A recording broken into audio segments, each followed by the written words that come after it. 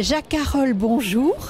C'est un plaisir et un privilège de vous rencontrer et d'avoir l'occasion d'évoquer ce merveilleux ouvrage qu'est Le Gouverneur et sa gouvernante que vous avez coécrit avec François Salvin.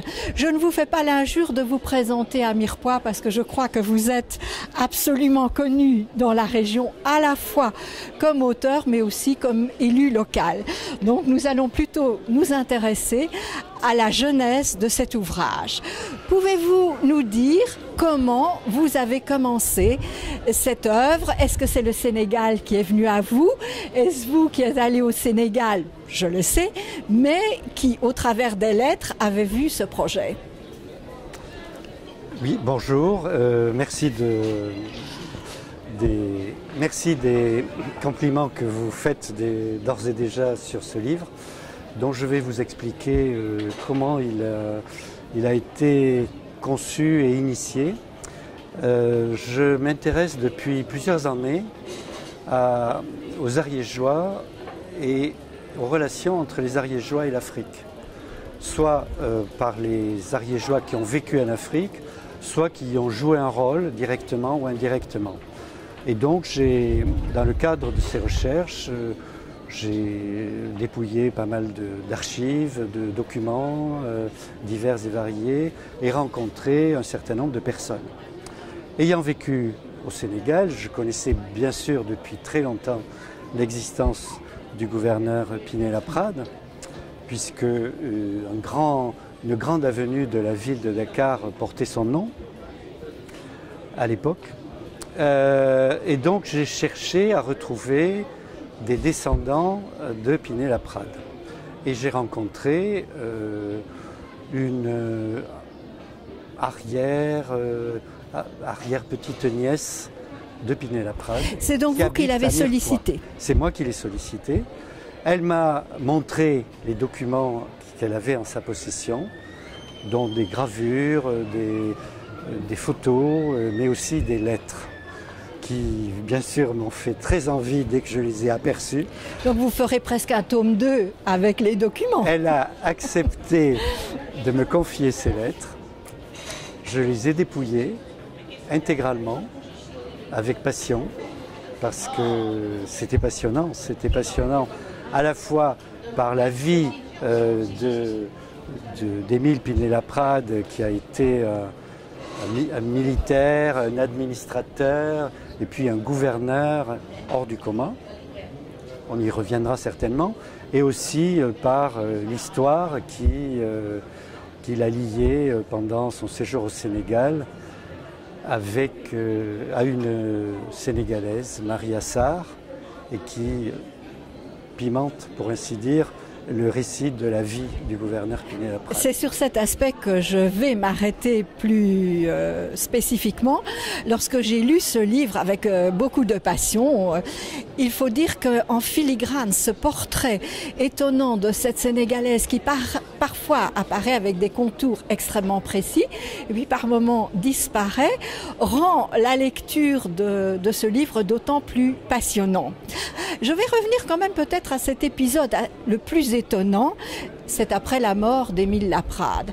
Effectivement, vous avez évoqué toute la carrière d'Émile Laprade en face d'événements plus connus, puisque nous allons de la Deuxième République jusqu'à la veille de la guerre de 70, avec une évocation de Faidherbe également.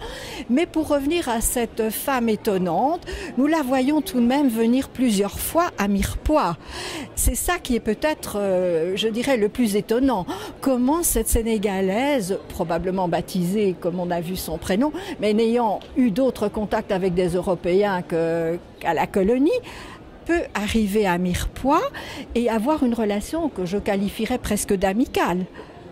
Oui. Alors, comment avez-vous... Peut-être qu'avant d'aborder cette question, si vous permettez, je termine sur la genèse du livre, puisque j'ai parlé de ces lettres à François Salvin.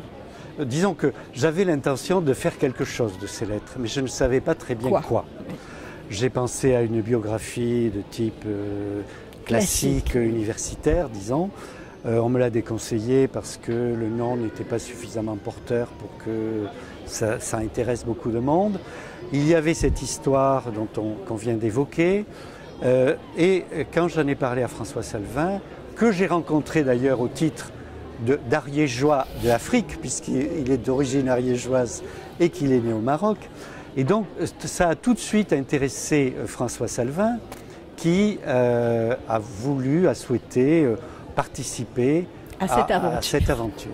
Et nous avons attendu un certain temps avant d'arriver à la rédaction et à la parution du livre proprement dite, parce qu'il y avait à trouver un équilibre entre le côté historique et le récit donc, de la vie de Pinet-Laprade et le côté romanesque qui provenait de sa liaison avec la Sénégalaise Marie Assar, dont nous venons de parler. Donc, effectivement, nous avons ensuite trouvé un éditeur que je cite, qui est Le Pas d'Oiseau, de la maison de Toulouse, bien connue, qui a accepté avec joie, semble-t-il, de publier ce livre. Donc, un des intérêts du livre est effectivement la présence de cette Sénégalaise.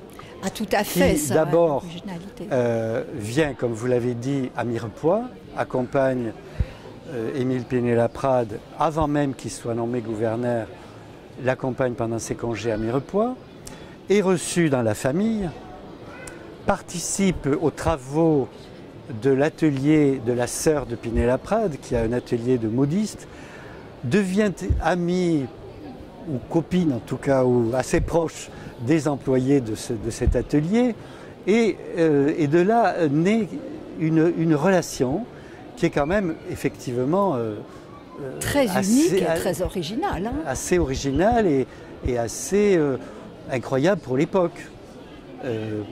Et puis, ces relations se poursuivent parce que l'une des employées de la sœur part au Sénégal, dont les liens se renforcent.